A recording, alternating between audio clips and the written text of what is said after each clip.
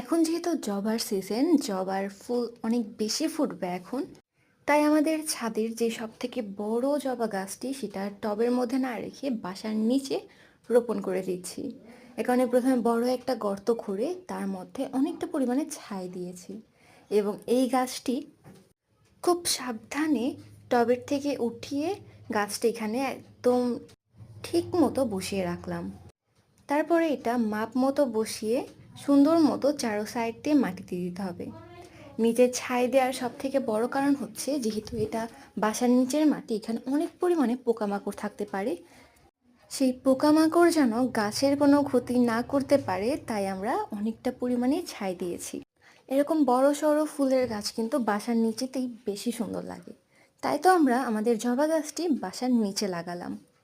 আর মাঝে মাঝে বাসার নিচে এসে গাছটিতে খাদ্য খাবার দিব, জৈব সার প্রয়োগ করব, তরল সারটাই বেশি প্রয়োগ করব।